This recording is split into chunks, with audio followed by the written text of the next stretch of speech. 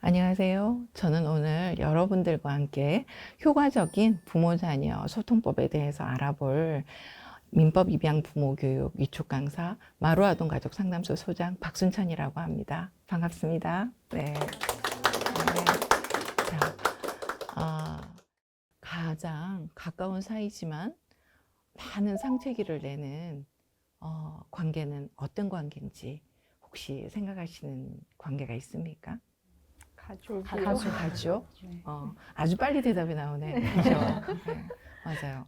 가족은 서로가 잘 알고 있다고 생각을 하고 또 마음만 먹으면 언제든지 대화할 수 있다라고 생각하는 것들 때문에 굉장히 많은 앙금도 남기고 또 착각을 하죠. 난 널 잘 알아. 너는 이럴 거야. 라고 하는 어떤 그런, 너무 성급한 그런 오해들을 가지게 되고 그러면서 이해받지 못한다고 여겨지는 마음들 때문에 아주 억울한 또 서운한 마음을 갖게 되는 게 그런 가족인데, 근데 이게 부모 자녀 간에도 사실은 이런 오해들 때문에 굉장히 많은 갈등을 경험을 하게 되고 거기에서 공감받지 못한다라고 하는 것들 때문에 정말 많은 숙제라고 여겨지는 시간들을 우리는 가지게 되는 게 가족이라고 볼 수 있습니다. 어떠세요? 부모님들 여기 이렇게 참석을 하셨는데 궁금해요. 우리 자녀들하고 많은 대화를 하시는지, 대화를 한다면 정말 대화다운 대화를 하고 계시는지 한번 알아봐야 될 것 같아요. 그죠? 자, 오늘 제가 여러분들하고 이렇게 시간을 하게 됐습니다. 아이들을 잘 키우고 싶은 마음은 아마 모든 부모들의 마음일 거라고 저는 생각을 합니다. 그래서 이렇게 아이를 잘 키우고 싶은데 종종 왜 이렇게 내 뜻대로 안 되지? 그죠? 예. 아이를 키우는 게 정말 어려워. 부모라고 하는 사람들이 다 이럴까 싶을 정도로 어떻게 하면 아이를 잘 키울 수 있을지에 대해서는 잘 알지 못해서 정말 많은 어려움을 느끼고 또 힘들어 하시는 게 아마 부모님들의 입장이라고 저는 생각을 합니다. 그래서 오늘은 여러분들하고 어떻게 하면 자녀를 좀 더 잘 키울 수 있을지 그 방법을 알아보고자 오늘 저와 이렇게 자리를 함께 해주신 분들이 계신데요. 재혼 이후에 민법상 자녀를 입양하신 재혼 세상님 여기 참석을 하셨습니다. 반갑습니다. 재혼을 통해서 자녀를 입양하신 여러분들이 어떻게 하면 입양 자녀들하고 좋은 관계를 맺을 수 있을지 거기에 대해서 오늘 교육을 통해서 아주 많은 걸 우리는 배워갈 거예요. 그것을 통해서 하나하나 정말 차근차근 알아가는 시간을 갖도록 하겠습니다.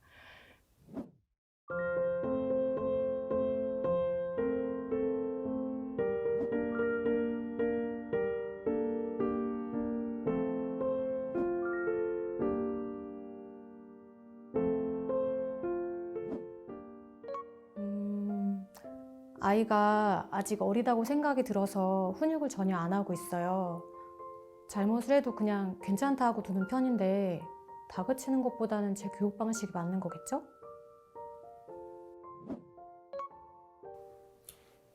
아이가 사춘기가 오려고 하는지 대화가 점점 어려워지기 시작해서 요즘 고민이 좀 되네요.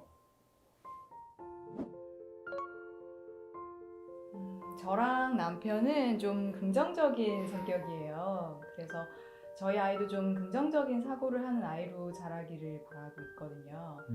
근데 저희 딸아이는 좀 활발하기보다는 좀 조용한 성격이에요.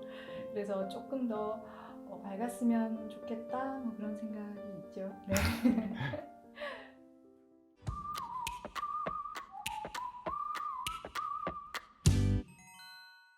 어떠세요? 여러분은 자녀와 대화를 잘 하고 있고 또 대화다운 대화를 하고 있다고 여기시나요?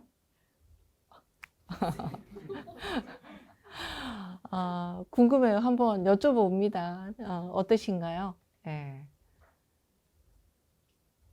그냥 애들만의 언어가 있잖아요. 네, 그 네. 눈높이를 맞추기가 사실은 쉽지가 않아요. 네, 그래서 네. 어떻게든 이해를 해보려고 하는데 아무래도 이 뭐 세대 간의 장벽이라기보다 공감할 수 없는 것들이 너무 많아요. 그렇죠. 네, 그래서 그 아이들이 세계를 한번 보고 싶은 깊은 그런 궁금증만 이렇게 갖고 있고 그거를 음. 끝내는 알아내지 못해서 그냥 지나치는 경우들이 많죠. 엄마한테 노출하지 않네요, 그죠? 네, 그래요. 또 어떠신가요? 저는 그냥 아이한테 먼저 말을 걸고 제가 대화를 좀 이끌어 나가는 편이에요. 네. 좀 듣는 게 부족한가? 이런 생각이 좀 들 때가 있어요. 네, 말은 그러네요. 많이 시켜보긴 하는데, 네. 자, 본인은 어떠세요? 저는 나름대로 노력을 한다고 하는데 네. 제 성격이 워낙 무뚝뚝하다 보니까 애 엄마한테 많이 맡깁니다. 엄마한테, 네. 엄마가 다 해야 되는 네. 상황이네요. 그죠? 예. 이렇게 전부 다 이제 대화하는 유형이 다 다르다. 그죠? 아이들하고. 근데 그럼에도 불구하고 다들 좀 답답함들을 많이 느끼고 계실 것 같은데, 효과적인 의사소통을 하기 위해서는 서로가 상대방의 감정을 이해하고 공감하는 것이 아주 중요합니다. 이 감정이라는 것은 같은 상황이라고 하더라도 모두가 다 사람마다 다 다르게 느낄 수가 있는 거거든요. 그래서 여기 나와 계신 우리 부모님들에게 제가 질문을 한 가지 좀 드려보려고 하는데요. 자녀가 부모님들에게 아주 편지를 예쁘게 적었어요. 카드도 예쁜 카드를 만들어서 직접 해서 부모님들한테 이렇게 드립니다. 여러분들은 어떤 감정을 느끼실 것 같으세요? 우리 부모님들한테 한번 여쭤볼게요. 자, 어떠신가요? 저는 감동스럽기도 하고 기쁘기도 하고 언제 이렇게 컸나 기특하기도 하고 그런 것 같아요. 그렇죠. 네, 맞아요. 네. 자, 저는 우리 네. 부모님. 애가 어릴 때는 몇 음. 번 받아봤는데요. 음. 이제는 좀 컸다고 음. 좀 귀찮은 건지 쑥스러운 건지 그래요. 저는 편지를 못 받아본 지 꽤 오래된 것 같아요. 그래, 많이 서운하시겠다. 그래요. 예, 우리 부모님은 어떠세요? 저는 마냥 기쁘고 행복할 것 같아요. 뭐 흐뭇하기도 하고요. 그렇죠, 맞아요. 예. 다 이렇게 우리가 부모 입장에서 이렇게 느끼는 감정이 다 다르잖아요. 다 다양하죠. 그러면은 우리 아이들도 이렇게 부모님에게 드릴 편지를 쓰고 카드를 만들고 하면서 느끼는 아이들의 감정도 다 다르겠죠. 그렇기 때문에 우리 부모님들은 아이들이 어떠한 감정을 드러낸다고 하더라도 그 감정에 대해서 함부로 이렇게 단정을 지어버리거나 그 감정에 대해서 탓하거나 하는 것은 하지 않아야 된다라고 봅니다. 그래서 그 감정이 아주 긍정적인 감정을 보일 수도 있겠죠. 그런데 또 부정적인 감정을 드러낼 수도 있단 말이에요. 그런 감정들을 우리는 부모 입장이기 때문에 다 수용을 해줘야 된다라고 하는. 그래서 부모기 때문에 아이들은 받아들여질 거라고 아마 여기고 있을 거예요. 그래서 그것이 바로 소통의 첫 단추라고 이야기를 할 수가 있는 거죠. 예. 근데 의사소통은 이렇게 사람들마다 다 유형이 달라요. 지금 이제 부모님들이 아이들하고 이렇게 소통을 하고 카드를 받는 그 과정에서도 다르게 느끼는 감정이 있는 것처럼 이렇게 소통하는 유형도 다 다른데, 우리 부모님들은 어떤 유형을 가지고 있는지 본인들도 다 궁금하실 것 같고, 저도 이제 좀 궁금한데요. 먼저 이제 우리 부모님한테 한번 여쭤볼게요. 어떻습니까? 예. 저는 대화할 때 음. 이제 상대방의 말을 끝까지 좀 잘 들어주려고 하는 편이에요. 네, 그래서 네. 함께 공감할 수 있는 대화를 이렇게 좀 음. 해나가는 걸 좋아해요. 아우, 그러네요. 네. 예. 예. 저는 대화를 리드하는 편이에요. 네. 네, 네. 좋습니다. 네. 뭐, 대화를 리드한다라고 하는 건 어떤 경우를 이야기를 하는 건가요? 자녀나 친구, 음. 남편이랑 대화할 때도 제가 음. 먼저 대화 시작하고 그리고 대화를 리드해가는 편이에요. 그래요. 주도적이시네요. 그죠? 네. 예. 자, 어떠신가요? 네. 저는 대화를 길게 하는 편은 아닙니다. 그래요. 네. 대화가 아주 짧게. 네. 네. 자, 유형이 다 다르죠. 그죠?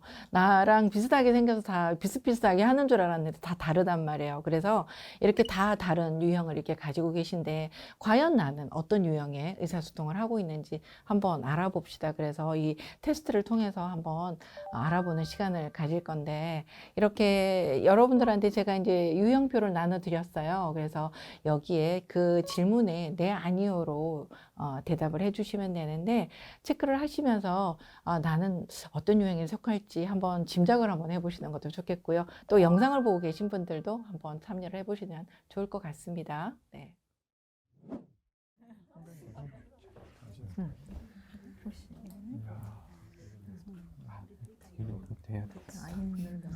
이거는 내 생각에는 얘. 우리 둘 다 얘인 것 같아. 명랑집을 바뀌어 노력하는 형이다. 형이다. 좀 그래 봐라. 제발 좀 그래 봐라.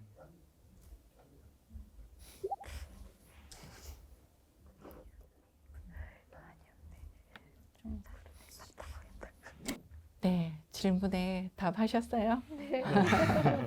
그럼 이제 그 결과를 알려드려야죠. 그죠? 결과를 알려드리겠습니다. 질문이 그렇게 많지는 않지만 상당히 많은 것을 알려줄 수 있는 질문인데요. 1번 질문에 네로 답을 한 경우가 많으면 개수가 1번에 주로 가 있다 이러면 축소 전환형이라고 하는 유형입니다.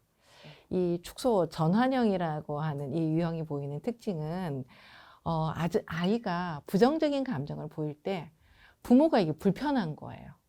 그래서 빨리 긍정적인 감정으로 전환시켜 주려고 부모가 노력을 하는 거예요. 그래서 아이가 이런 방식의 부모가 하는 이런 상황들에 익숙하게 아이가 자라잖아요. 그러면 아이들은 자신이 느끼고 있는 이 감정을 믿을 수가 없는 거예요. 내 감정이 이게 뭐지?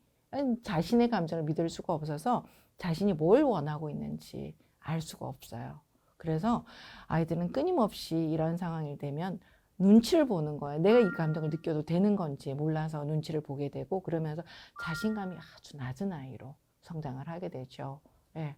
그래서 자녀가 느끼는 이런 부정적인 감정이라도 우리 부모들은 그게 나쁜 감정이라고 생각을 하고, 그런 생각할 필요 없어 이렇게 하면서 잘라내려고 하는 것보다는 있는 그대로 충분히 느낄 수 있도록 표현하고 하는 것에 대해서 자르지 마시고 있는 그대로 수용해 주시는 그런 것이 필요하고요. 두 번째, 문항의 2번 질문에 네로 대답한 개수가 많잖아요. 이거는 억압형이라고 하는 유형입니다. 이 억압형 유형은 아이가 이제 감정을 표현하잖아요. 감정을 표현하는데 부정적인 감정을 표현을 할 때 이것 자체를 말 그대로 억압하는 거죠. 표현하지 못하도록. 그래서 부모가 엄격하게 이를 통제하고, 그리고 막 심하게 꾸짖는 거예요. 꾸짖어가지고 꾸짖는 정도로만 괜찮은데 또 여기다 벌까지 주는 거죠. 그렇게 되면 아이들은 자신이 이 부정적인 감정을 가지고 있는 거는 굉장히 나쁜 거라고 생각을 하게 되는 거죠. 그러면서 이 감정이 마음속에 이렇게 쌓아가는 거예요. 누적이 되고 내면에 이렇게 딱 쌓여가고, 이렇게 되는 것이 너무 당연한 상태로 이렇게 가다 보니까 이 아이가 자기는 자라면서 나는 부정적인 감정을 느낄 때마다 항상 이거 잘못된 거라고 말 들었잖아요. 그러다 보니까 나는 나 자신을 나쁜 아이라고 믿는 거예요. 나는 나쁜 생각을 하는 사람이라고. 그래서 자신의 감정을 조절하지 못하고, 그래서 친구들 사이에서 좀 다툼이 자주 일어나요. 아이들은 이런 상태가 되고, 우리 아이 집중 못해요 하는데 사실 이런 아이들이 집중을 잘 못하는 상황이 되죠. 그래서 아이의 감정을 억압하려고 하시지 마시고, 부정적인 감정도 있는 그대로 표현을 할 수 있도록 좀 수용을 해주시는, 그래서 그런 것들 표현한 기회를 갖는 아이들이 건강한 아이가 되거든요. 그리고 세 번째 질문에 이제 네가 많아요. 세 번째 질문에 네, 그렇습니다 라고 대답한 경우가 많다면, 이런 부모들은 방임형이라고 이야기를 할 수가 있습니다. 방임형. 말 그대로 있는 그대로 막 다 허용을 해주는 거예요. 있는 그대로. 그러다 보니까 아이는 자신의 감정이나 행동, 모든 것이 다 허용이 된다라고 여겨져서 마음대로 해도 된다라고 생각을 하는 거예요. 아무렇게나 행동해도 되고. 예, 그런 상황이 되다 보니까 아이가 자신이 해서는 안 되는 말 그대로 행동이나 어떤 감정들을 있는 상황이라고 하더라도 마음대로 다 분출을 시켜버리니까 조절이 전혀 안 되는 거죠. 이게 조절하는 방법을 못 배우는 거예요. 그래서 친구들이 이런 아이들은 별로 좋아하지 않잖아요. 예, 그러다 보니까 또래 관계에서 굉장히 많이 외로움을 느끼기도 하고 관계 형성을 하는데 되게 심각한 상황이 됩니다. 그래서 감정은 아이의 감정을 수용을 해줘야죠. 그죠? 제가 말씀드린 대로 부정적인 감정을 갖거나 긍정적인 감정을 갖거나 감정을 수용은 해주는데 우리가 행동은 이거는 해서는 안 되는 거야 라고 제한을 두는 거 이런 게 필요하고 그렇게 끌어주는 것이 부모의 역할이라고 저는 봅니다. 그리고 네 번째 4번에 내가 많아요. 4번에 내라고 하신 경우가 많으면 여러분들은 감정 코칭형의 부모다라고 이야기를 할 수가 있겠죠. 근데 이런 부모에게는 저희가 그러죠. 아우, 아이의 감정을 소중하게 다뤄주시네요 라고 이렇게 이야기를 합니다. 이 감정 코칭형의 이 부모들은 아이들이 자신의 감정에 대해서 스스로 자신의 나 이런 감정 가져도 괜찮은 거구나. 자신의 감정을 신뢰하는 거예요. 이렇게 되는 이유는 뭐냐면 부모들이 아이가 어떠한 감정을 가지더라도 수용을 해주니까. 그런데 이 감정을 수용을 해주되 좀 전에 이야기를 했던 것처럼 앞에 그 방해명에서 이야기를 했던 해서는 안 되는 행동에 대해서는 분명하게 경계를 딱 지어주는 거예요. 그러면은 아이가 이 잘못된 행동을 보이고 부정적인 감정을 보일 때 이 행동에 대해서 엄마 아빠가 이 부분에 대해서 이야기를 딱 해주면은 부모들이 벌써 이제 마음, 이게 우리 아이에게 이거 가르쳐 줘야 되는 거구나. 이게 생기는 거잖아요. 그러면은 감정을 조절을 할 수 있는, 그것을 배울 수 있는 아주 좋은 기회니까. 그러고 나서 아이하고, 네가 이런 감정을 가졌구나. 그래. 그렇다면 이 문제 우리 어떻게 한번 해볼지 한번 찾아보자. 이러면서 방법을 찾아가는 거라서 이 감정 코치를 한다라고 하는 거는 아이가 앞으로 대인관계를 하는 거에 있어서 굉장히 유용한 방법이고 이렇게 아이들이 감정을 잘 조절하는 걸 배우면 어떻게 되겠어요? 또래 관계가 별로 어렵지 않은 거죠. 또래 관계가 아주 유능하게 잘 처리할 수가 있고 그러면서 굉장히 중요한 겁니다. 앞으로 살아가는 인생에서 문제 해결을 할 수 있는 능력을 아주 크게 향상시킬 수 있다라고 하는 점에 있어서는 굉장히 좋은 방법이라고 이야기를 하겠죠. 자, 어떠세요? 이렇게 결과를 봤어요. 여러분들 결과를 봤는데 여러분들이 나 그런 사람이야 라고 생각을 했던 거하고 같은 결과가 나왔는지 아니면 정반대 아니면 좀 비슷하다 이렇게 나왔나요? 어떻습니까? 예, 어떠세요? 예. 제가 평소에 말이 없는 것은 사실인데 네. 그 억압형이라는 유형이 나와서 진짜 많이 당황스럽고요. 네. 좀 민망하기도 하고 그렇습니다. 그렇죠. 네. 이게 뭐 내 유형을 알게 된 것까진 괜찮은데 또 당황스럽고 민망하다고 하시잖아요. 근데 이거 얼마나 다행입니까? 그쵸? 내가 이때까지 해왔던 거 내가 알았다면 안 했을 거예요. 그죠? 몰랐기 때문에 이렇게 해왔던 거고 이 잘못된 의사소통을 해왔던 건데 이런 과정을 통해서 여러분들이 하나하나 고쳐나갈 수 있는 기회라고 생각을 하신다면 이게 정말 소중한 기회라고 할 수가 있겠죠. 자, 우리 그 부모님들한테 사전에 이미 공지를 했습니다. 이제 여러분들 대기실에 계실 때 이 대화하고 하시는 거 촬영한다라고 말씀드렸잖아요. 대기실 상황을 한번 보도록 하겠습니다.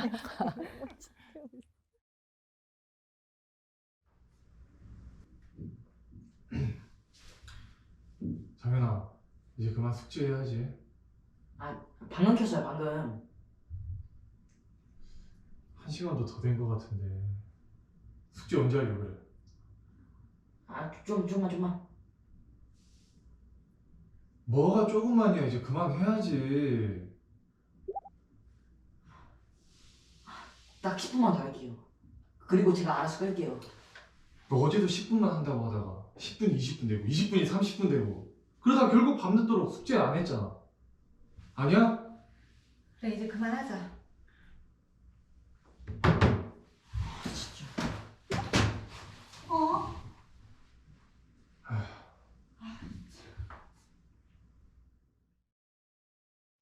네, 사춘기 자녀를 두신 부모님과 자녀의 영상을 이렇게 함께 봤습니다. 네, 영상 속에 부모님과 자녀의 의사소통 방식이 어떻게 보이던가요? 어떤 점이 잘 됐고 또 좀 안타까워 저런 거는 좀 잘못된 것 같은데 하고 이렇게 보신 부분이 있으신지 모르겠어요. 어떠셨어요? 네.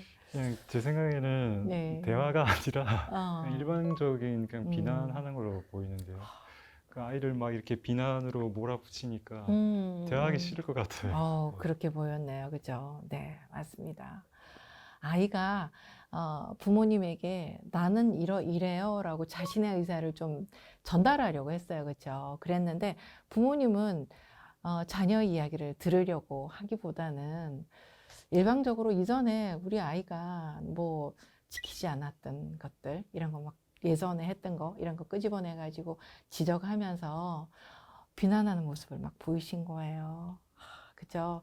그래서 사실 부모님의 목적은 이 아이를 비난하려고 했던 게 아니었을 거예요. 분명히. 부모의 목적은 아이가 스스로 좀 자기 조절도 좀 하고, 거기다가 숙제도 좀 제대로 해서 부모 걱정 안 시키고 또 제대로 자기 거를 해나가는 그런 아이가 됐으면 좋겠다라는 마음을 아이한테 전달하려고 했었는데 이게 전달이 잘 안 된 것 같아요.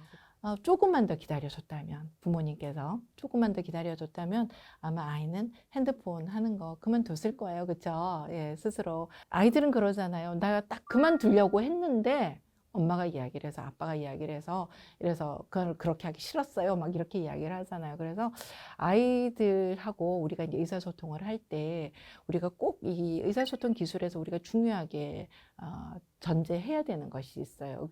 아이들도 자기 스스로 또 어떠한 상황들이 된다라고 하더라도 그 상황에서 내가 할 수 있는 게 어떤 걸까? 최선의 선택은 어떤 걸까? 이런 것들을 할 수 있다라고 하는 거를 부모님들께서 믿어주시는 그런 노력이 필요합니다. 제가 사례를 하나 알려드릴게요. 영국에서 있었던, 이거는 실제 사례인데, 영국의 로먼이라는 아이가 있어요. 이게 4살 아이인데요. 로먼이라는 아이가 엄마랑 딱 단둘이 집에 있었어요. 근데 엄마가 갑자기 쓰러진 거예요. 엄마가 쓰러졌는데 로먼이 어떻게 했을 것 같아요? 엄마를 구했어요. 놀랍게도. 그쵸? 로먼이 어떻게 했냐면, 이전에 엄마는 오늘 갑자기 처음 쓰러진 게 아니라 이전에도 엄마는 아마 쓰러졌던 것 같아요. 그러다 보니까 아빠나 주변 사람들이 엄마를 구출하는 그런 상황을 아이는 눈여겨본 거예요. 그래서 그거를 기억을 해내고 엄마 지문을 이용을 해서 휴대폰에 시리를 기능을 푼 거예요. 잠금을 풀어서. 그래서 전화를 한 거죠. 우리 엄마 구해주세요. 우리 엄마 엄마 쓰러졌어요. 이러면서 이렇게 구급차를 불러달라고 이제 시리 기능을 이용을 한 거예요. 정말 놀랍죠, 그죠? 근데 너무 당연한 거예요, 이게. 우리 아이들이 놀라운 이런 능력이 있는데도 불구하고 부모님들이 아이에 대해서, 아이는 어리기 때문에 아무것도 못할 거야 라고 이제 너무 과소평가를 하고 있었던 거라고 저는 생각을 하는데, 그래서 아주 어린 아이들도 지금은 7살, 9살이라고 하지만 그보다 더 어린 아이들도 스스로를 위해서, 또 우리 가족, 부모를 위해서 정말 최선의 선택을 할 수 있다라고 하는 그런 믿음으로 봐주시면 좋겠고, 아이들이 놀랍도록 많은 지혜를 가지고 있거든요. 그런 지혜가 있다는 것도 꼭 기억을 해주셨으면 좋겠습니다. 네.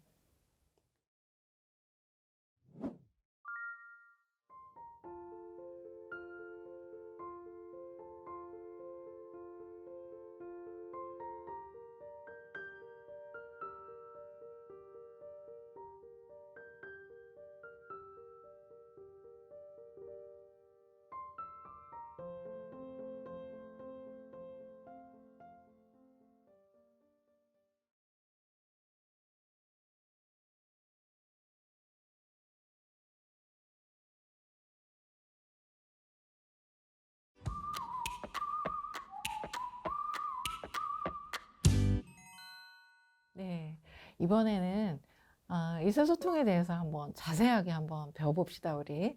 의사소통의 기본은 무엇이라고 생각을 하시는지? 듣기 아닐까요? 듣기. 맞죠? 예, 듣는 거.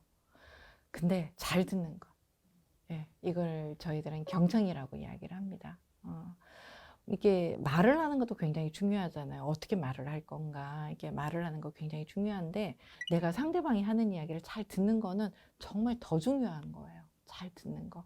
그래서 여러분들이 어떠한 듣는 태도를 가지고 계신지 제가 궁금하단 말이에요. 듣는 태도를 알아보기 위해서 제가 이렇게 이제 달팽이를 좀 데려왔어요. 좀 도와줘! 이렇게 해가지고 달팽이 데려왔는데 실습을 한번 해보도록 하겠습니다. 자, 부부 두 분이 짝이 되어서 제가 안대를 드릴 거예요. 그래서 한 분은 앞에 있는 이제 안대를 쓰시고, 한 분은 도와주셔야 됩니다. 안대를 쓰신 분은 또 펜을 주시고요. 그렇게 갈 겁니다. 한 사람이 여기 달팽이 여기 입구에서부터 시작을 해서 끝부분까지 이제 갈 수 있도록 안대를 쓴 분이 갈 수 있도록 설명을 잘 해주셔야 돼요. 근데 벽에 좀 안 부딪히게 한번 가볼 수 있었으면 좋겠습니다. 예. 말씀하시는데 손을 잡아주거나 하시지 마세요. 손 잡아주지 말고 설명으로 하는데 손을 잡아주고 싶은 욕구를 있을 거라고 저는 생각을 해요. 왜 이렇게 그러면서 잡아주고 싶은 욕구는 있겠지만 절대로 손대지 마시고 설명만으로 갑니다. 네. 곡선을 네. 곡선으로 왼쪽으로 밑으로 가면서 왼쪽으로 천천히 내려가봐. 지금 이 느낌. 쭉 내려가. 쭉 내려가? 쭉. 제가 멈추라고 할 때까지 계속? 스톱. 그리고 밑 왼쪽으로 그냥 위로 왼쪽으로 직진. 어디 위로? 아니 옆으로. 스톱. 자, 이제 역할을 한번 바꿔서 한번 해볼까요? 자, 안대 바꿔서 쓰시고, 예. A점은 이제 잡아주시는데, 예, 손 잡아주지 마세요. 예. 예. 한번 해보실게요. 예. 네. 출발. 네. 네. 몸쪽으로. 다시 오른쪽. 조금 오른쪽으로. 내가 이야기한 건 다 자기 방향이야. 오른쪽으로 그리고 자 몸쪽으로 당겨. 자 이제 살짝 위로 왼쪽 위로 너무 높아. 오케이 그대로 살짝 위로. 오케이 좋아. 반대로. 네, 좋습니다. 이제 멈추죠. 네. 자, 안대를 푸시고 한번 결과를 한번 보시길 바랍니다. 네. 이야 이거 진짜. 네. 자. 네, 방금 이렇게 활동을 해보셨는데 어떠셨어요? 어떤 생각이 드셨는지. 네. 쉽지 않네요. 쉽지 않죠. 네. 저는 분명히 제대로 가고 있다고 생각을 했는데 이게 눈을 가리니까 네. 이게 귀까지 안 들리는 느낌인 거예요. 네. 맞아요. 눈이 안 보이니까 귀까지 안 들린다. 이게 어디로 가야 될지 분명히 제가 지금 보면서도 그렇게 느꼈거든요. 네. 자, 어떠셨어요? 네. 네, 저는 평소에 아내 말을 참 잘 듣거든요. 네. 네, 정말 잘 듣는데 어렵네요. 그렇죠. 네. 네, 아내가 설명을 잘 못 해준다고 느꼈는데 제가 어떤 설명을 하려니까 잘 안 되더라고요. 그러네요. 네. 그죠. 내가 들을 때는 아내가 잘못해준다고 여겼는데 내가 또 설명을 하려니까 또 잘 안 되고 그죠. 네, 좋습니다. 자, 어떠셨어요? 아내는 설명을 진짜 잘 했는데요. 네. 이게 위쪽이 뭐 얼마만큼 위쪽인지 그것도 잘 모르겠고 분명히 방금 전에 이 달팽이 모양을 봤는데 네. 이렇게 가면 동그라미가 안 될 것 그쵸. 같은데 싶고 맞아요. 하는 내내 네. 이게 맞나 긴가민가 맞습니다. 했습니다. 그렇죠. 예. 어떠셨어요? 네. 제가 해보니까 네. 진짜 답답했어요. 그래. 그러니까 아무리 설명을 해도 네. 이 마음대로 가더라고요. 마음대로 네, 가더라고요. 마음대로. 네, 그랬구나. 정말 답답했을 것 같아요. 네. 자, 어떠셨어요? 네. 저는 남편이 말을 하는 대로 네. 이렇게 했더니 제대로 갔거든요. 그래요. 네. 네. 그래서 이거 보니까 되게 기분이 좋은데 네. 정말 잘 듣는 게 정말 중요하구나 이런 생각을 했습니다. 네. 되게 중요한 걸 찾으셨어요. 그렇죠? 네. 맞습니다. 이렇게 다른 사람이 상대방이 하는 이야기, 그죠? 상대방이 하는 이야기에 내가 귀를 얼마나 기울여서 듣는가 하는 거는 굉장히 중요하면서도 생각보다 별로 쉽지는 않아요. 경청이 제대로 이루어지질 않으면 말을 하는 사람을 이해하기가 어려워요. 또 말을 하는 사람 입장에서는 내가 이렇게 이야기를 하는데 이 사람이 내 말을 제대로 안 들어준다. 주의 깊게 들어주질 않아. 그러다 보니까 들어주는 사람에 대해서 비난하는 마음을 가지게 되는 거죠. 네. 자, 이 한자 아시죠? 네, 다 아실 거예요. 들을 청자입니다. 네. 근데 이 글자를 한번 보시면 굉장히 재밌어요. 귀자가 있잖아요. 거기다가 이게 지금 귀자만 있는 게 아니라 듣는다라고 하는 의미인데 여기에 여러 가지 글자가 조합이 되어서 하나의 글자가 만들어진 거예요. 그죠? 귀가 보이고 여기 보니까 또 임금왕자가 보여요. 이렇게. 그죠? 임금왕자가 여기 있고 그렇게 하고 또 뭐가 있어요? 눈목자가 있죠. 그죠? 근데 또 그 아래는 또 마음 하나 일자가 한 일자가 있고 그 아래 또 마음 심자까지 이렇게 들어가 있어요. 되게 많은 이렇게 글자가 조합이 돼서 하나의 글자를 만들었는데 이제 이 글자를 보니까 저도 이제 많은 생각을 하게 되는데 아마 부모님들도 이제 이걸 보시면서 여러 가지 생각을 하시게 될 것 같아요. 그죠? 자, 어떤 의미로 보이시는지 궁금해요. 네. 왕처럼 큰 귀로 집중해서 들어라 이런 네네네. 뜻인가요? 네, 그죠. 예. 예, 그렇게도 또 충분히 보일 수 있습니다. 왕의 귀로, 그죠? 왕은 또 신하들이 많으니까 그 신하들이 하는 이야기를 다 들어야 되잖아요. 그죠? 그래서 이제 귀를 열고서 들어야 된다라고 이야기를 했고, 그 다음에 눈목이 있는데 눈목 바로 위에 뭐예요? 열십자가 있죠. 그죠? 임금의 눈은 하나인데도 불구하고 임금의 눈을 대신해서 누가 많은 신하들이 그죠 백성을 살펴보는 그런 눈이 되어야 되겠죠. 거기다가 또 여기 있습니다. 아래에 지금 하나일에 이렇게 마음심이 있는데 이거는 또 어떤 의미일까요? 네. 한이라고 마음심이니까 네. 하나의 마음으로 들어라? 그죠. 하나의 네. 마음으로 들어라. 예. 이게 조합을 한번 해보면, 그죠? 임금, 아까 이제 우리 어머니 말씀해 주신 것처럼 임금에 가지고 있는 큰 귀로 상대 이야기를 듣는데, 그렇게 하면서, 많은 것을 볼 수 있고, 많은 것을 보면서, 그래서 10개의 눈이 되어서 상대를 이렇게 바라보면서, 내 마음으로 이렇게 들어주는 이런 것을 바로 하는 이야기인데 저는 이 글자를 이렇게도 보지만 우리 아이들하고 이야기를 할 때는 좀 다르게도 볼 수 있지 않을까 하는 생각을 해요. 근데 아이의 눈을 이렇게 바라봐요. 아이의 눈을 바라보면서 그죠? 엄마 아빠가 마음을 열고 다 이야기를 들어주면 우리 아이가 뭐가 돼요?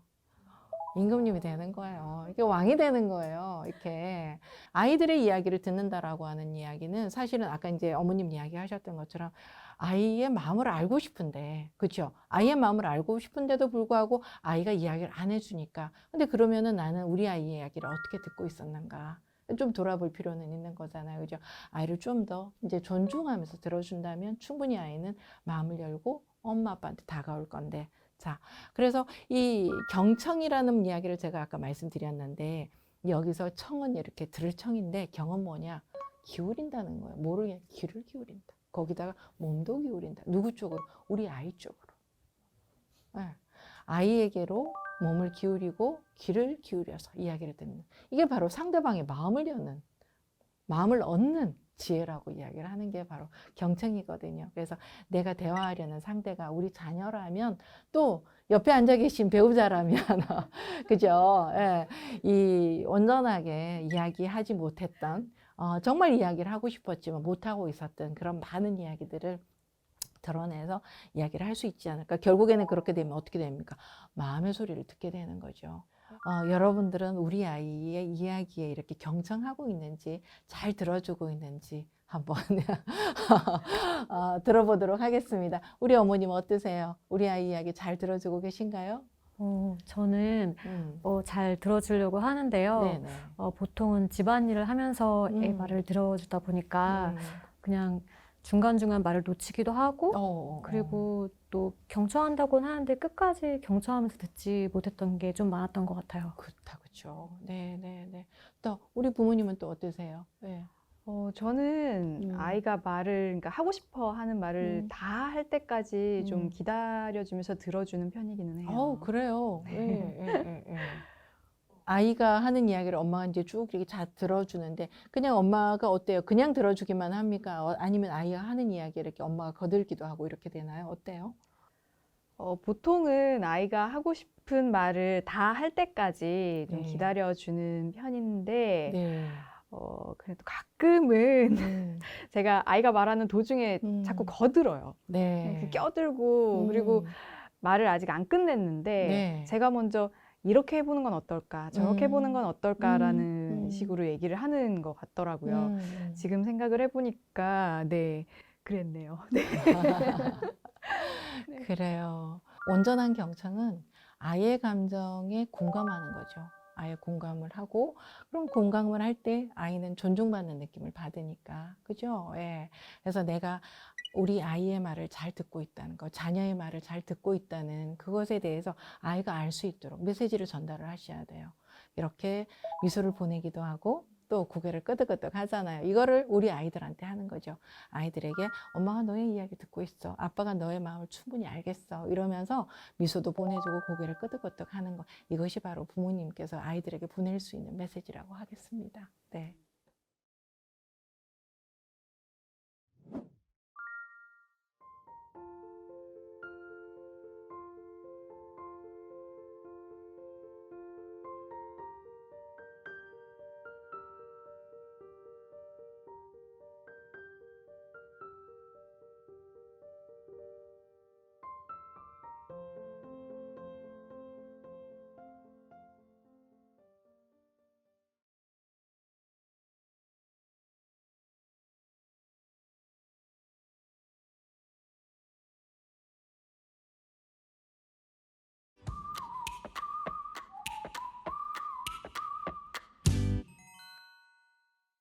네, 일상에서 우리는 다양한 감정들을 느낄 수 있습니다. 이거는 아이들도 마찬가지겠죠? 네.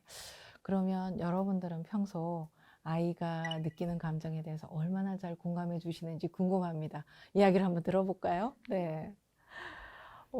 저희 애가 뭐 혼자 놀 때나 아니면 저희랑 같이 시간을 보낼 때 너무 즐겁고 이게 기분이 좋아서 막 이렇게 웃으면은 저희 애가 또 웃는 소리가 너무 귀엽거든요. 네. 그러면 그 소리가 너무 듣기가 좋고 저희도 행복해지죠. 네. 그렇죠. 맞아요. 우리 부부님의 말처럼 아이가 행복해하는 걸 보면 이게 즐거운 감정이잖아요. 이제 기쁨이나 행복한 감정, 또 신나는 감정 이런 거는 우리가 얼마든지 수용해 줄 수 있어요. 이걸 긍정적인 감정이라고 하는데 이런 감정은 얼마든지 수용이 되는데 종종 이렇게 부모님들은 이렇게 긍정적인 감정을 받아주는데 아이가 불안해하거나 또 짜증을 내거나 또 아이들도 우울해질 수 있잖아요. 우울해하기도 하고 또 분노 감정을 드러내기도 하는데 이런 감정을 드러낼 때도 우리 부모님들은 잘 받아주시는지 그거에 대해 공감도 잘 하시는지 궁금해요.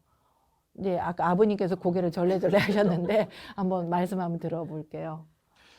저도 생각나는 일이 하나 있는데요. 네네. 하루는 아이가 학교에서 무슨 일이 있었는지 집에 와서 인사도 안 하고 방문을 쾅 닫고 들어가더라고요.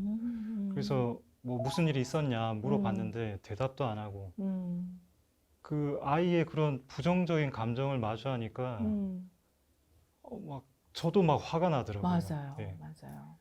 뭐 집에 와서 아빠한테 인사도 안 하고 막 저런 행동을 해도 되나 뭐 그런 그렇지. 생각도 들고 맞아요. 맞아요. 아이가 막 나 무시하나 뭐 그런 생각도 들고 막 감정이 막 올라오더라고요. 예.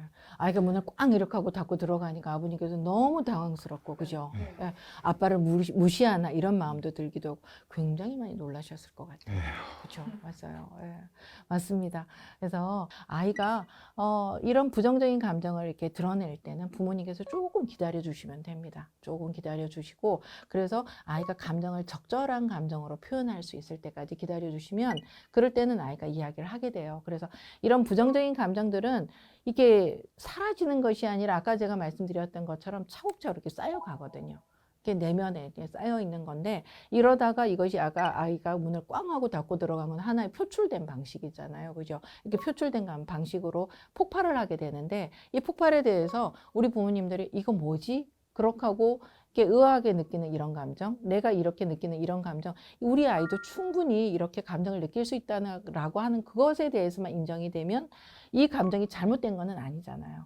많은 사람들이 자신의 감정이 분명히 있음에도 불구하고 제가 사람들이 어떤 감정을 느끼세요? 이렇게 물어보면 그 감정을 제대로 표현하지 못하는 사람들이 있는데 아이들이 오히려 이렇게 표현하는 것에 대해서 그거는 잘못된 거라고 규정을 하기보다 그것에 대해서 온전히 있는 그대로 좋은 것도 또 부정적으로 표현하는 것도 전부 다 수용하고 공감을 해주시는 거예요. 그렇다면 어떻게 하는 것이 아이의 감정에 공감하는 걸까? 이거에 대해서 부모님들께서 아셔야 되는데 아이들의 시선으로 이렇게 눈높이라고 하잖아요. 이렇게 우리가 이런 거 있잖아요. 무릎을 굽혀서 아이의 키 맞게 그죠? 이런 이야기를 하는데 아이의 시선으로 아이는 무엇 때문에 이렇게 감정이 이렇게 상했을까? 무엇 때문에 이런 표현을 할까? 하는 거를 우리가 알아줘야 되는데 바로 이제 이런 것에 대해서 제가 예를 하나 들어보도록 하겠습니다. 아까 이제 우리 부모님들께서도 예를 들어주셨는데 아이가 학교에서 돌아왔어요. 학교에 돌아왔는데 시무룩한 표정. 아까 아버님 이야기하신 상황하고 비슷하죠. 시무룩한 게 와갖고는 아무 말도 하지도 않고 방으로 들어가는 거예요. 방에 들어가 있다가 이게 나왔어요. 나왔는데 엄마 아빠가 너무너무 궁금하잖아요. 그래서 학교에서 무슨 일 있었어? 이렇게 물어본 거예요. 그랬더니 아이가 입이 이만큼 나와서 하는 이야기가 오늘 학교에서 짝꿍이 나한테 지우개 빌려달라고 하잖아. 근데 엄마 알잖아. 나 그거 얼마나 아끼는 건데.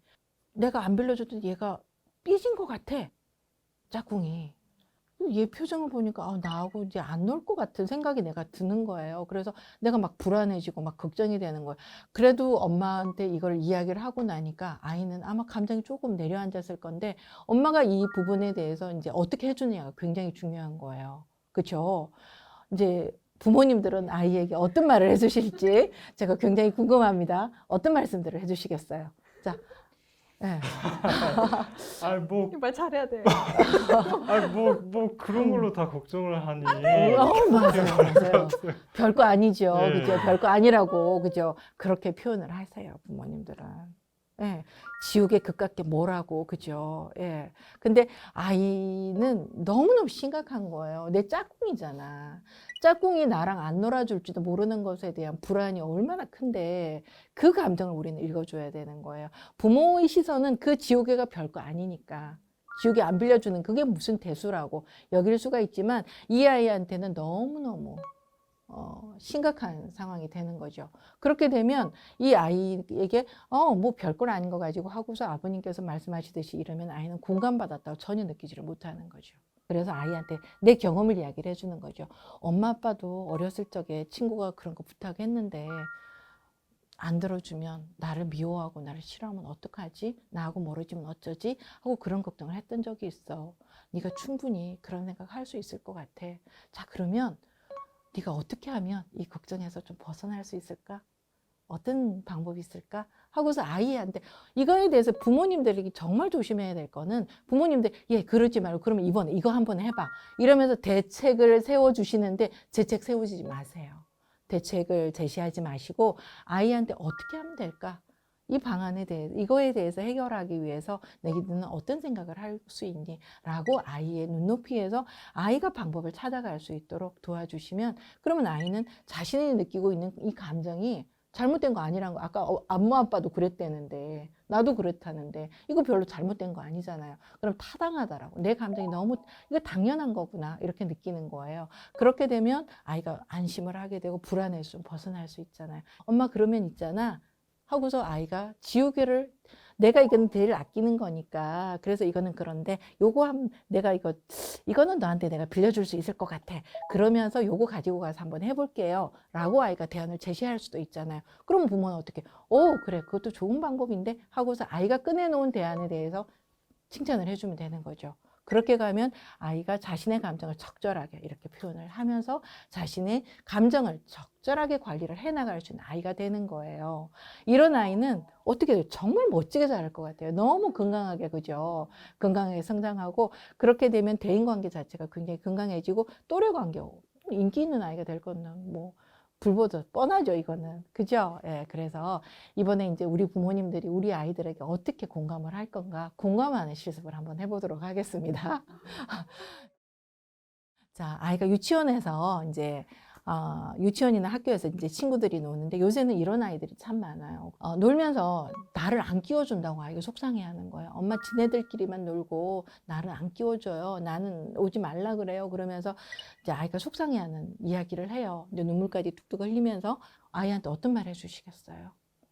야, 너는 네가 뭘 어떻게 했길래 친구들이 너한테 그러냐? 맞아요, 맞아요. 자, 맞아요. 아버님은 어떻게 하시겠어요? 일단은 그냥 제 생각을 얘기하기보다 이제 아이의 말에 공감하는 말을 할 것 같아요. 네네. 그런 일이 있었구나. 친구들이 놀 때 너를 끼워주지 않아서 많이 속상했겠다. 이렇게 하면 될까요? 그쵸. 네. 일단은 아이는 아빠가 자기 마음을 알아줬다라고 하는 것 때문에 일단은 마음이 많이 편안해졌을 거예요. 내가 친구들이 나를 끼워주지 않는다라고 하는 것 때문에 굉장히 속상했을 건데 아빠가 내 마음을 알아줬어 이렇게 되는 거죠. 아이는 아까 이제 어머님께서 하신 이야기, 내 아이가 도대체 뭘 잘못했지? 이 생각부터 하는 거예요. 대부분의 부모님들이 그 생각을 합니다. 네가 유치원에서 친구들한테 뭘 어쨌길래, 학교에서 친구들한테 네가 어쨌길래 이러면서 반응을 하기가 쉬워요. 그런데 이렇게 아이가 뭘 어떻게 했는가 보다 지금 현재 내가 힘들다라고 하는 이야기를 하는 거에 대해서 부모님들은 내 편이잖아요. 내 편이라고 여겨지는 사람들한테 아이가 이야기를 하는데 그거에 대해서 그 마음을 알아주려고 하지를 않고 또 도대체 네가 뭐 했는데 하면서 아이를 비난하려고 하면 아이는 전혀 위로받는 마음이 되지를 못하는 거예요. 아이는 위로받고 싶은데. 그래서 이렇게 아이들이 느끼는 감정이 굉장히 다양하고 어떠한 감정이든 다 느낄 수 있잖아요. 그죠? 그래서 이런 다양한 감정에 대해서 수용을 해주신다라고 하는 거는 아까 말씀들 하셨어요. 별로 쉬운 거는 아니에요. 별로 쉬운 거는 아니지만 그렇지만 꼭 그렇게 해야지 아이가 아까 우리 들을 청자 여기에서 봤던 것처럼 아이가 마음을 열고 그 다음에 엄마 있잖아. 내가 친구들한테 이래서 그래서 그랬나 봐 하면서 자기 이야기를 그때서 이제 진짜 이야기가 나오거든요. 자, 아버님, 아이가 이렇게 부정적인 감정을 드러내는 상황들을 이제 종종 경험하시는데 아버님께서는 지금 저하고 이야기를 이렇게 하시면서 저한테 정말 이런 걸 한번 물어봐야 되겠다 하는 부분들이 있을 것 같아요. 어떠세요? 그 아이가 막 부정적인 감정 느낄 때 있잖아요. 뭐 예를 들어서 막 자기 마음대로 안 될 때 막 화를 내거나 막 분노를 표출할 때 뭐 그런 감정, 그런 행동도 다 받아줘야 되는 건가요? 그죠. 이게 뭐 공감을 하라고 하니까 그냥 받아줘야 된다는 건 알고 아이 이야기 들어줘라, 눈높이에서 해줘라 하니까 해줘야 된다는 거는 느끼는데 사실은 감정은 받아주는 건 맞아요. 감정은 맞는데 부정적인 감정을 드러내고 그래서 그거에 대해서 받아주는 건 맞지만 아이가 부정적인 행동을 한단 말이에요. 잘못된 행동을 하는 그 행동까지 우리가 받아줘서는 안 되는 거예요. 부정적인 태도를 보이면 그거에 대해서는 분명히 이거는 아니야 라고 행동의 한계를 딱 지어줘야 돼요. 아까 아버님께서 뭘 했냐면 아이가 학교에서 돌아와가지고 아빠를 무시하는 것처럼 문을 꽝 닫고 들어갔어요. 이거는 아이가 화가 났다는 거 우리는 충분히 짐작할 수 있는 거잖아요. 그죠? 그러면은 이 감정에 대해서 우리는 할 수 있는데 아까 제가 예를 드렸던 거는 아이가 지가 유치원에서 친구들이 나랑 안 놀아준다는 것 때문에 시무룩하게 와서 방에 들어가 있다 나왔어요. 문을 꽝 닫거나 이런 거 하질 않고. 그죠? 이렇기 때문에 이 아이는 충분히 좋은 행동을 하고 있는 거죠. 행동적으로는. 그래서 문을 꽝 닫는 행동에 대해서는 우리는 이거는 네가 해서는 안 되는 행동이야 라고 행동에 대해서는 분명하게 경계를 지어줘야 되는 겁니다. 해도 되는 행동과 해서는 안 되는 행동, 행동에 대한 한계점이라고 이야기를 할 수가 있겠죠. 한계가 분명하게 있으면은 아이들은 되게 편안해요. 말 그대로 여기서 놀아도 괜찮아. 여기는 놀아도 괜찮은데 여기 내려가면 안 된다. 그럼 아이는 여기서도 얼마든지 놀죠. 저기 내려가면 안 된다는 걸 아니까 저기 내려갔을 때는 우리 어떻게 여기 내려오면 안 된다고 했지? 자, 여기 다시 올라가자. 그래서 여기에서 노는 것만이 아이에게 수용이 된다라고 하는 그 행동의 한계를 분명하게 알려주면서 그러면서 감정에 대해서는 온전하게 받아주시는 거. 이것이 아이에게는 정말 뭐라 그럴까요? 아이들 굉장히 행복한 아이로 만든다라고 할 수가 있는 거죠. 그래서 행동의 한계를 설정을 할 때 너무 복잡하면 안 돼요. 행동의 한계라고는 굉장히 간단하고 명료해야 됩니다. 그리고 그 기준 자체가 분명한 적합한 기준이어야 돼요. 예를 들어서 아이가 요즘에도 뭐 그런 아이들이 많습니다만은 양치를 하지 않겠다고 하는 거야. 이 닦는 거 싫어요. 그냥 맛있는 거 먹고 그냥 자고 싶잖아요. 근데 실컷 놀다가 그냥 자고 싶은데 안 닦으려고 하는 거예요. 그러면은 엄마 아빠는 어떻게 해야 되냐? 양치를 하지 않으면 네 이빨이 다 썩어서 어떻게 돼? 치과 가서 치료해야 되잖아. 아프잖아. 이게 네가 힘들어. 이빨이 썩을 수 있으니까 안 되고 거기다가 네가 이를 닦지 않으면 어떻게 다른 사람들하고 이야기를 하다 보면 냄새가 나는 거야. 불쾌감을 준다고. 그래서 이거는 안 되는 거야. 라고 아이한테 분명하게 딱 거주는 거죠. 그 다음 또 하나 예를 보면 공공장소에 제가 이런 경험을 했었어요. 아이가 막 그 공공장소인데 아이가 막 소리를 지르면서 막 뛰어다니는 거예요.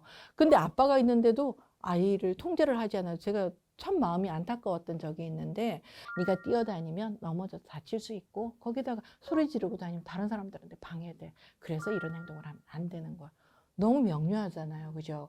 이렇게 분명하고 명료하게 아이에게 딱 제시만 하면 아이는 그런 행동만 하지 않으면 되고 나머지는 지가 하면 되니까 그렇게 아이들에게 기준을 제시를 해주시는데 너무 복잡하면 안 되겠죠.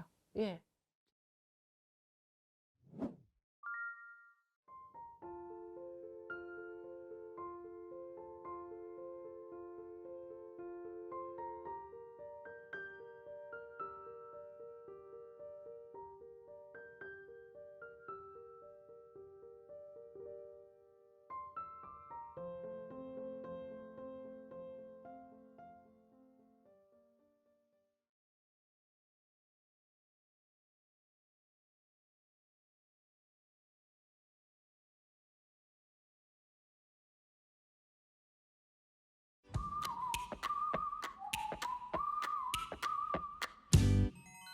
선생님, 저 질문 하나만 하고 싶은데요. 네. 네.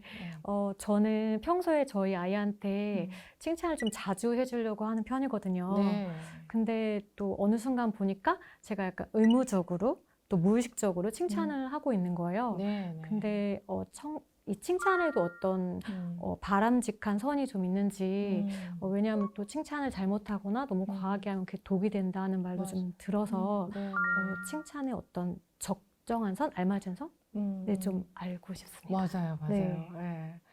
이 칭찬은 이제 어머니 말씀대로 나도 모르게 무의식적으로 또 아이에게 이게 좋을 거라는 이야기를 워낙 또 많이 들었잖아요. 네. 그죠? 그러다 보니까 칭찬을 하게 되는데, 칭찬을 할 때도 몇 가지 지켜야 되는 기준이 있어요.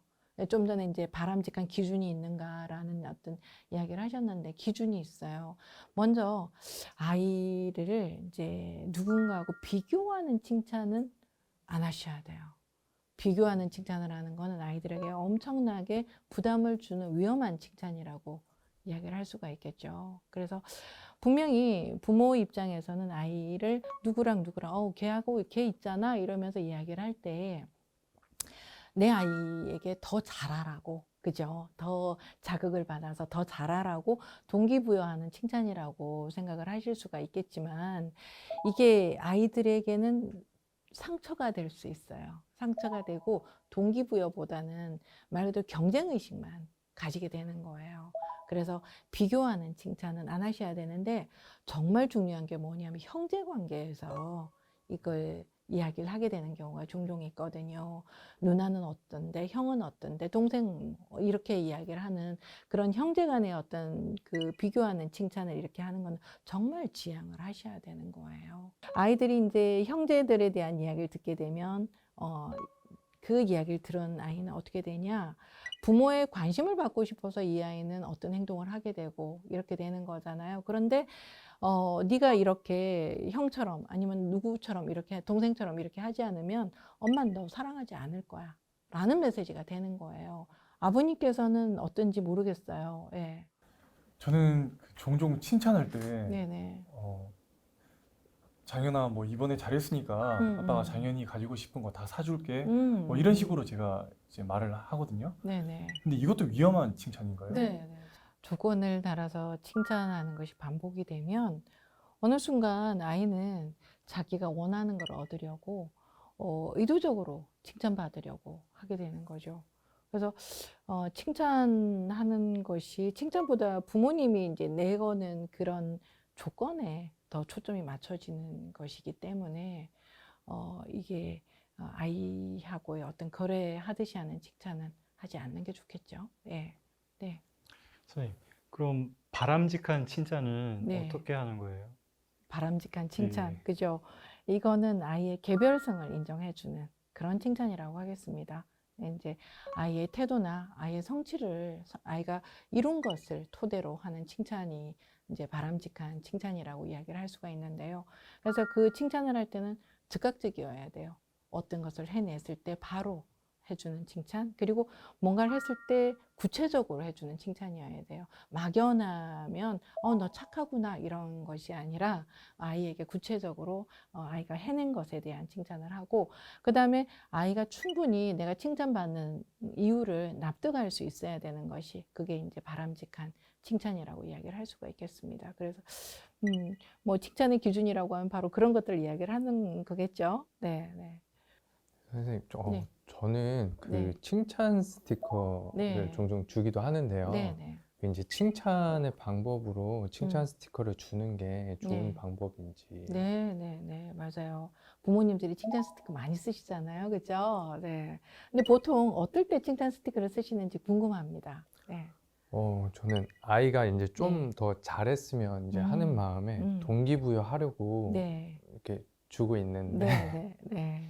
열심히 한 대가로 스티커를 주신다면 아이는 또 열심히 해야지, 이렇게 이제 동기부여가 충분히 되는 거죠. 예. 그렇지만 이런 방법은 보통 한 만 6살 요때까지입니다. 그래서 이때까지만 효과가 있고, 초등학교에 가잖아요. 그러면 아이들이 이제 이때까지 부모님들께서 조건을 내걸고 칭찬을 하셨던 거를 아이들이 반대로 하면서 부모에게 나 이렇게 할 거니까 엄마 아빠 뭐 해주실래요? 그렇게 하고 이제 요구를 하게 되는 거죠. 예. 그래서 칭찬 스티커는 아이가 초등학교 들어가기 전까지, 그때까지만 사용하는 걸 좀 추천을 드립니다. 자, 그럼 오늘 우리 배운 내용을 토대로 우리 부부들끼리 서로 칭찬 한번 해봅시다. 첫 번째 A 부부부터 칭찬 한번 해보실까요? 네. 네, 네, 그렇죠. 네. 당신은 참 부지런한 것 같아. 일도 하면서 아이들 키우는 게 힘든데도 힘든 내색 안 하면서 하고 있잖아. 당신도 뭐 그렇지. 항상 고맙게 생각해. 네. 네. 자, 두 번째, 이제 B 부부께서. 예.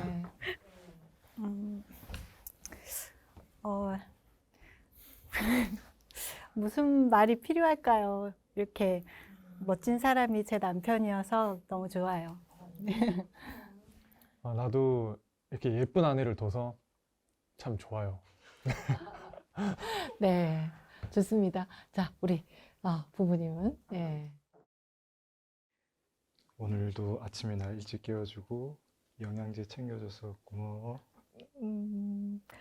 어제 회사 퇴근하고 집에 왔는데 빨래 다 해놨더라. 고마워. 네, 이렇게 서로 칭찬해 보셨는데 어떠셨어요? 네, 어떠셨어요? 네, 네. 저는 네. 저희 수고를 알아줘서 고맙긴 한데 앞으로도 계속 힘든 내색 않고 열심히 노력해야 될 것 같은 압박감과 부담감에 어머나. 살짝 부담감이 느껴졌네요. 네. 네, 네. 자, 우리 어떠셨어요? 우리 남편의 외모 말고 어떤 점을 칭찬을 해야 되는지 이게 순간 바로 떠오르지를 않아서 좀 생각할 시간이 필요했어요. 그랬네요. 네. 네, 네, 네.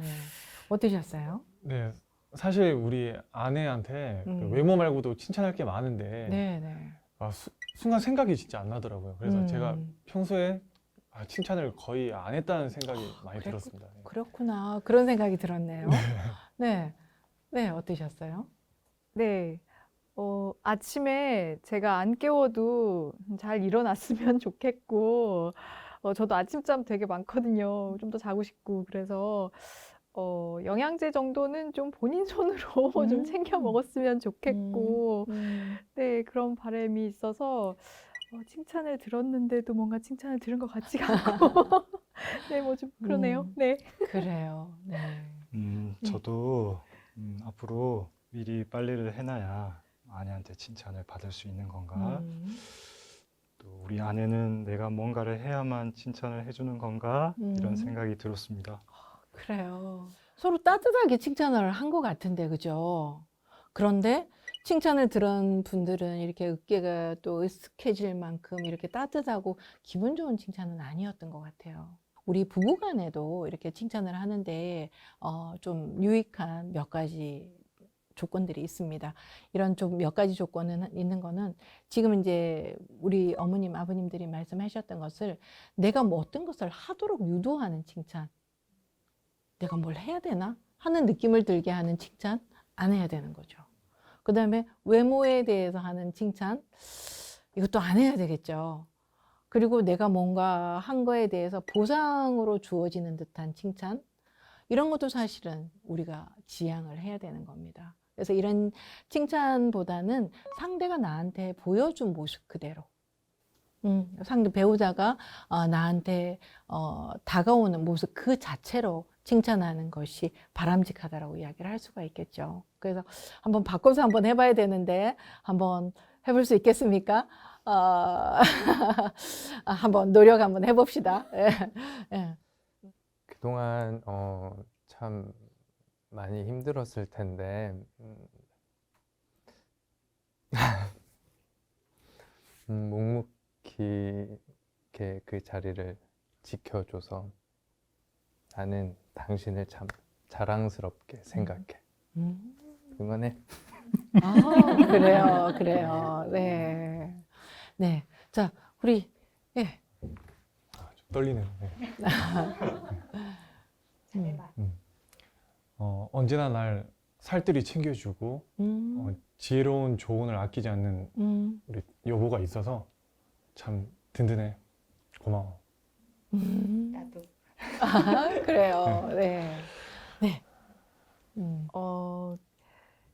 어제 회사에서 내내 집에 가면 빨래부터 해야지 이 생각을 했었는데 이렇게 집에 왔는데 빨래를 이렇게 해놨어서 난 너무 고마웠어.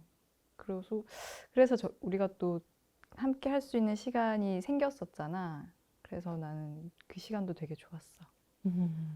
네, 정말 잘하셨어요. 네. 자녀를 칭찬할 때도 이렇게 연습하신 대로, 그죠? 연습하신 부분 잘 기억을 하시고, 그래서 우리 아이들에게도 이렇게 칭찬을 한번 해보신다면은 아이들이 아주 마음이 따뜻함을 느낄 수 있을 것 같습니다. 네.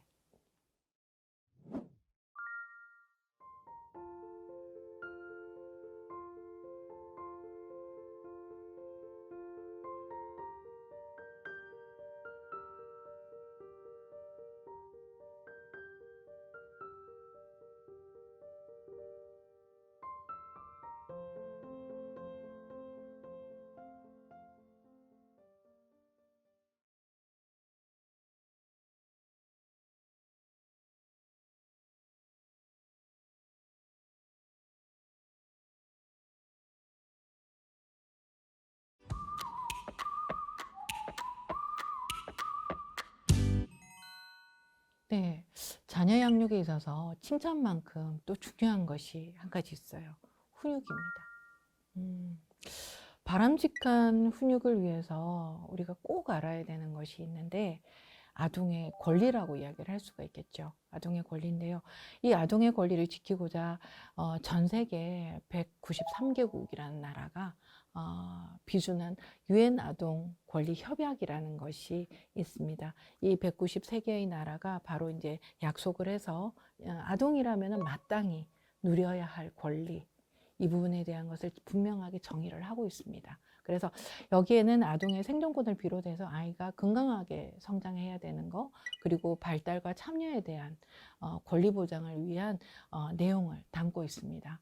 유엔 아동 권리 협약에서 정의하고 있는 아동의 권리를 잘 숙지를 하시면 뭐 아동의 권리를 침해하는 극단의 행위인 아동 학대의 발생을 예방할 수 있겠다, 이렇게 이야기를 드릴 수 있는데요.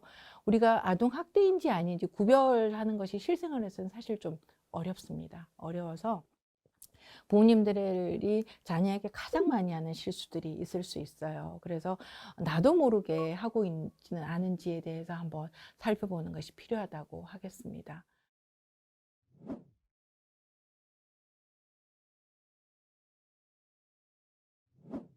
영상에서 보셨던 것처럼 아이들에게 공포 분위기를 조성하거나 또 부부 간의 다툼이 일어나는 그런 상황들이 아이들에게는 되게 큰 가정 폭력 상황이 되거든요. 그래서 이런 가정 폭력에 노출하거나 또 아이에게 지나치게 비현실적인 기대를 하거나 거기다가 아이를 집 밖으로 내쫓거나 그리고 내쫓아서 집 밖에 세워두거나 하는 이런 거 전부 다 아이한테 너무도 큰 마음의 상처가 될 수 있거든요. 그래서 우리나라에서 아동학대가 발생하는 것뿐만 아니라 아동학대 발생하고 관련된 국가적인 통계를 전체적으로 이렇게 살펴보면 우리나라는 좀 낮은 편이라고 할 수가 있어요. 그런데 실제로 우리나라에서 아동학대가 적게 발생한 거라고 생각이 드시나요?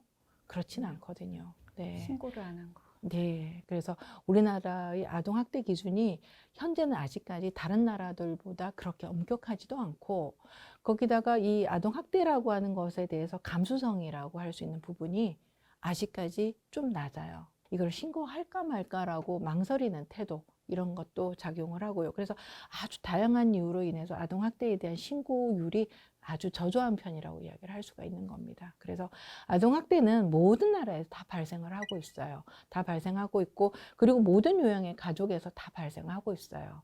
특히 이제 그 재혼 가정과 입양 가정은 이제 아이의 버릇을 이제 제대로 잡아준다라는 명목 하에 엄격하게 훈육을 하거나 또 이 훈육 상황 자체가 아이에게 다가가는 것이 너무 통제적이라고 여겨지면 학대로 오인받을 수 있는 그런 상황이 충분히 되죠. 그래서 어떻게 아동을 훈육하는 것이 바람직한지 바람직한 훈육법에 대해서 한번 알아보도록 하겠습니다.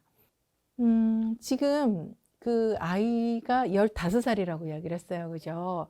우리 부부께서는 아이에게 어떻게 훈육을 하고 계신지 궁금합니다. 요즘에는 이렇게 애를 훈육을 하려고 하면 자꾸 감정 싸움으로 좀 번지는 때가 잦아지는 것 같아요. 그래서 제가 애한테 화를 내지 않으려고 많이 노력을 하고 있는데 그래도 저도 이제 한 번씩 감정이 굉장히 격해지는 순간들이 있다 보니까 올바른 훈육 방법이 뭘까 그런 게 좀 궁금합니다. 그렇죠. 네. 네, 네. 엄마도 사람이잖아요. 감정 네. 격해지죠. 그래서 아이가 바람직한 행동을 할 수 있도록 우리가 훈육이 정말 필요할 때가 있어요. 그런데 이 훈육에 대해서 잘못 생각을 하시고 계시기 때문에 우리는 이 부분을 정확하게 알아야 되는데 훈육은 아이를 혼내는 게 아니거든요. 훈육은 아이를 혼내는 것이 아니라 아이가 바람직한 방향으로 행동하고 성장할 수 있도록 이끌어주는 것이 훈육이라고 이야기를 할 수가 있습니다. 그래서 부모님 중에는 이렇게 이제 아이가 한 행동에 대해서 똑같은 행동이에요. 근데 이전에는 혼나지 않고 그냥 넘어갔던 행동이 이번에는 부모 기분이 별로니까 기분 따라서 격하게 아이를 혼내는 경우가 있거든요. 그래서 이렇게 일관되지 않은 양육은 아이를 정말 혼란스럽게 하는 겁니다. 네. 아이가 그렇겠죠. 엄마가 이전에는 그러지 않았는데 왜 똑같은 행동인데 그때는 말하지 않더니 오늘은 이러지? 라고 아이가 혼란을 겪는데 그래서 아이가 이런 혼란을 겪게 하지 않으려면은 아이를 훈육할 때 가장 중요한 것이 부모가 감정의 평등심을 유지하는 거예요. 아이를 대하는 부모가 감정이 왔다 갔다 하게 되면 결국에는 아이는 그 감정 따라서 문제를 다르게 보게 되는 거잖아요. 그래서 부모가 기분이 안 좋을 때는 또 화가 났을 때는 아이를 혼내는 거 안 해야 돼요. 그렇죠? 그래서 감정 따라서 아이를 훈육하는 것이 아니라 아이가 한 잘못한 행동, 그 행동을 고쳐주고 그 태도를 고칠 수 있도록 이렇게 아이를 존중하면서 하는 훈육이 제대로 된 훈육이라고 이야기를 할 수가 있는 거겠죠. 그래서 중요한 거는 아이의 인격이 존중돼야 된다라는 거예요. 아이에도 분명하게 인격을 갖고 있기 때문에 아이가 그 인격을 다치지 않게 아이에게 바람직한 행동을 가르칠 때는 인격을 존중하면서 그러면서 아이가 가지고 있는 긍정적인 잠재력에 대한 신념을 충분하게 부모가 갖고 있어야 돼요. 너 이렇게 잘할 수 있잖아 하는 어떤 그런 메시지를 주면서 그러면서 항상 일관되게 부모가 일관성을 유지한다라고 하는 건 굉장히 중요한 부분이에요. 그것이 아이에게 다가갔을 때 아이는 자신의 행동에 대해서 내가 무엇 때문에 그런 행동을 했는지에 대해서 이야기를 할 수도 있고 그러면서 자신이 한 실수에서 그러한 실수를 자신이 돌아보면서 그 과정에서 부모님으로부터 이야기를 듣는 훈육 과정에서 자신의 실수를 돌아보고 그 실수를 반복하지 않을 수 있게 되는 상황이 되겠죠. 잘 알고는 있는데 네. 그 화가 났을 때 어떻게 화를 내지 않고 그 아이한테 훈육할 수 있을까요? 그죠. 그죠. 이거는 우리 부모님들이 공통적인 부분이라고 생각을 하는데 제가 권해드리는 방법은 부모님들이 타임아웃을 한번 해보시기를 나 자신에게 타임아웃을 주는 거죠. 잠깐 생각할 시간. 속으로 한 10초 정도 하나, 둘, 셋, 넷 이렇게 해서 한 10번까지 헤아려 보는 겁니다. 그럼 그 순간 아주 짧은 시간이지만 내 감정이 좀 가라앉을 수 있어요. 그런데 이렇게도 가라앉지 않으면 부엌으로 달려가세요. 가서 냉장고 열고 시원한 물 한 잔 따라서 물 마시면서 내가 뭐 때문에 이렇게까지 화가 났지? 한번 돌아보시는 거예요. 자신을 성찰하는 시간을 한번 가져보시기를 저는 강력하게 권해드립니다. 그래서 훈육 방법은 이렇게 아이들을 존중하면서 해야 되는데 아이가 어린아이일 때와 또 청소년기 아이일 때 분명히 훈육 방법은 달라야 돼요. 그렇죠? 한 어린아이 대하듯이 큰아이를 대하면 아이는 이 방법을 따라오지 않을 거예요. 그래서 훈육하는 방법을 자녀의 연령대대로 한번 구체적으로 한번 배워보도록 합시다. 자, 먼저 영유아기 또 아동기, 청소년기 이렇게 이제 구분을 해서 보는데 우리 지금 부모님들은 여기는 아동기 아이들이고 여기는 이제 청소년기 아이인데 먼저 그렇지만 아이 이전에 키웠던 영유아기 한번 떠올려 보시면서 한번 들으시면 좋을 것 같아요. 자, 영유아는 부모의 관심을 끌기 위해서 반복적으로 부정적인 행동을 하는 경우가 있습니다. 그렇죠? 경험하셨죠? 그래서 그런데 아이가 하는 행동이 위험한 행동이 아니라면 이 부정적인 행동에 대해서 부모님들이 잠시 반응하지 않고 무시하는 것이 아주 효과적인 전략입니다. 예. 그래서 그 행동이 만약에 아이가 하는 어떤 뭘 쥐고서 누군가를 때리려고 하는 이런 행동이라고 하면 누군가 다칠 수 있잖아요. 그럴 때는 바로 제지를 하는데 만 1, 2세 영아의 경우에는 상황을 인지하는 능력이나 자신의 욕구를 통제하는 능력이 높지를 않아요. 그죠? 예, 그렇기 때문에 이런 능력이 부족하기 때문에 부모님들께서 아이의 관심을 다른 쪽으로 좀 옮겨주셔야 돼요. 그럼에도 불구하고 아이들이 과도한 활동을 하거나 여러 가지 자극들로 인해서 피곤한 상태이거나 아이가 또 까다로운 기질의 아이가 있어요. 이런 까다로운 아이들이나 피곤한 상태일 때 영유아라도 좀 조용하게 좀 쉴 수 있도록 휴식 시간을 좀 제공하는 것이 필요해요.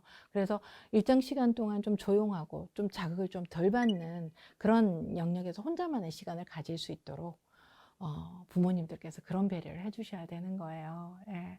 그래야지 영유아들의 스트레스가 낮아지거든요. 그럼 아이들이 훨씬 더 잘 자라요. 근데 아이들이 간혹 이렇게 동생을 좀 꼬집거나 아니면은 또래 아이들 꼬집는 이런 아이들 이제 많이 보시잖아요. 그죠? 이렇게 보시는데 이런 경우에 부모님들께서는 좀 신속하게 좀 접근을 해 주셔야 돼요. 그런 행동이 일어나지 않도록 공격적인 행동을 하지 않도록 좀 빨리 다가가서 좀 대처를 해 주셔야 되는데 대체로 이 시기에 아이가 이런 행동을 하는 거는 부모님의 관심을 끌려고 하는 행동입니다. 아마 전혀 생각을 못 하셨을 것 같은데요. 부모가 나를 사랑하는지, 부모가 나한테 시선을 주고 있는지, 이런 것에 대해서 아이는 확인을 하려고 하는 작업이고, 또 채워지지 않은 애정의 욕구, 이런 것이라고 보시면 될 것 같아요. 그리고 맞았던 아이가 다치지 않았는지를 한번 살펴보셔야 돼요. 그죠? 그래서 공격적인 행동을 한 아이가, 아이에 대해서 부모님들은 화가 나실 수 있어요. 그죠? 그런데 부모님들께서 이 감정을 최대한 조절을 하셔야 돼요. 네, 조절을 하셔야 되고, 만약에 내 아이가 하는 행동 때문에 부모님께서 과도하게 흥분을 하시거나, 또 훈육을 이렇게 너무 이렇게 강한 강도를 높여서 하시게 되면 절대로 긍정적인 효과를 가져오기가 어렵습니다. 그래서 이러한 상황들이 부모가 너무 과도하게 아이에게 접근을 하게 되면 아이들은 어떻게 되냐? 부모가 안 볼 때, 엄마가 안 볼 때, 아빠가 안 볼 때 동생 꼬집고 친구 꼬집고 할 수 있거든요. 그래서 그런 행동이 반복적으로 일어날 수가 있기 때문에 그래서 부모님들께서 정말 주의를 해주셔야 되는 거죠. 예. 자, 다음은 아동기의 어떠한 훈육 방법이 바람직한지 한번 살펴보도록 하겠습니다. 아동기의 아이들을 이제 훈육을 하실 때는 이 아이들이 벌써 3살이 되면 아이들은 자아가 생긴다라고 이야기를 하거든요. 근데 7살 그러면 우리는 아우 미혼 7살 이러잖아요. 이건 무슨 말인가 하면 아이가 벌써 자아가 생긴 거예요. 그러다 보니까 자신도 벌써 인격을 갖고 있는 존재라는 걸 자기가 느끼고 있는 거예요. 그러다 보니까 내가 원하는 거에 대해서 엄마가 들어주기를 바라죠. 자, 부모가 일방적으로 아이에게 지시를 하거나 또 부모가 보이는 위협적인 태도, 이렇게 되면 아이는 부모가 자기를 사랑하지 않는다고 여기게 돼서 거부당한다고 여기게 되는 거예요. 그래서 거부감이 들어서 오히려 아빠가 하는 이야기를 안 듣고 싶은 거야. 그래서 부모님들께서는 그럴 때는 이렇게 하시는 게 좋겠죠. 두부야, 이럴 때 엄마도 한번 생각을 해봤는데 이거 엄마랑 너랑 이거 같이 한번 해봤으면 좋겠는데 네 생각은 어때? 하고 아이에게 한번 부탁을 하는 거예요. 부드럽게 한번 요청을 하면 아이는 자신이 우리 엄마가 나를 인정해준다. 내 생각을 엄마가 알아주네. 이것도 있잖아요. 결국에는 존중받는다는 느낌이 있는 거예요. 무조건 하고 엄마가 끌어가는 게 아니기 때문에 그래서 스스로 행동을 이제 바꿔갈 수 있는 힘을 얻게 되는 거죠. 근데 이게 이제 청소년기까지 이어져야 돼요. 이게 유아기, 정유아기부터 시작한 거를 아동기에 이렇게 부모님들이 해주시고 그래서 청소년기에 가는데 청소년기의 발달 과업이 뭐냐면 자아 정체감이에요. 내가 누군가 하는 거에 대해서 나라는 존재가 누군가 하는 것에 대해서 아이들이 발달 과업을 가지고 있기 때문에 자신에 대한 정체감을 분명하게 드러내는 시기란 말이에요. 정체감을 분명하게 드러내는 시기다 보니까 부모가 내 이야기를 들어주는가 하는 거에 대해서 굉장히 민감하게 반응을 합니다. 그래서 자녀에게 내가 부모로서 너 하나의 인격체인 내 아들, 내 딸에 대한 이야기를 나 지금 진지하게 듣고 있어 하는 메시지를 전달하는 게 너무 중요한 거죠. 여러분들도 이 시기 지나보셨지만 이성 친구 관심 있잖아요. 또 진로, 그죠? 그 다음에 성적에 대한 거, 또 장래 희망에 대한 거 너무 다양한 관심을 갖고 있잖아요. 부모 입장에서는 아까 우리 어머니 말씀해 주셨던 것처럼 잘 되기를 바라는 마음에서 자꾸 이런저런 이야기를 해주시면 아이가 느낄 때는 이게 조언이 아니라 간섭이고 통제를 받는다고 여기는 거예요. 그래서 아이가 다가올 때까지 좀 기다려주는 게 필요하죠. 아이가 다가오면 왔어? 그래, 어떤 이야기를 하는 거야? 하고서 엄마가 귀를 열고 이야기를 들어주는 거. 이게 이제 진지하게 들어주면 아이는 엄마는 나를 기다리고 있었구나. 이게 되는 거예요. 그래서 청소년 자녀하고 규칙을 정하고 또 그 규칙을 지켜나가는 것을 우리 부모님들이 자녀한테만 요구하는 것이 아니라 부모님들이 그 규칙을 먼저 지켜나가셔야 돼요. 굉장히 중요한 거죠, 그죠? 그래서 이번에는 바람직한 이런 훈육에 대해서 한번 실습을 한번 해보려고 합니다. 예, 바람직한 훈육을 할 때는 기억하셔야 될 것이 딱 3가지가 있어요. 3가지만 기억을 하시면 될 것 같아요. 첫 번째는 먼저 아이의 감정을 이렇게 읽어주는 거. 그 다음에 부모가 아이에게 훈육을 할 때는 중립적인 태도를 취해야 돼요. 아이가 스스로 자신의 목표를 좀 찾아볼 수 있도록 부모가 의사를 전달을 해야 되는 거. 굉장히 중요한 부분입니다. 그래서 이거를 실천할 수 있는 방법으로 이렇게 이제 FIT라고 하는 이런 방법을 권해드리는데요. FIT에서 F는 바로 팩트입니다. 사실에 입각해서. 그 다음에 임팩트입니다. 이러한 것들이 어떠한 영향을 미치는지 아이에게 또 부모에게 어떠한 영향을 미치는지 이거에 대한 이야기를 하는 거고요. 그렇게 하고 타겟입니다. 목표를 분명하게 그죠? 세워나가는 이런 방법으로 아이에게 훈육을 하셔야 된다는 걸 이야기를 하는 겁니다. 그래서 지금 이제 부모님들께서 이제 우리 B부부가 제일 이제 관심이 크시긴 할 건데 그렇지만 이제 우리 아이들은 잘 할 거잖아요. 이제 이 FIT에 맞춰서 한번 이 방법을 대화하기를 한번 실습을 한번 해보도록 괜찮겠죠? 네. 그 아이가 생길 수 있는 목표. 자기가 임팩트하고 내가 팩트하고 걔가 알아. 물 엎지는 상황이네. 물 엎질렀구나. 목표를 세워야 되니까 그러면 너는 숙제를 어떻게 하면 좋겠냐 이런 식으로 목표를 세우면 되는 거지. 그거를 이제 못 놀게 됐다라고 얘기를 해주고, 그치? 이제 어떻게가 나와야 되잖아. how가 나와야 되는지.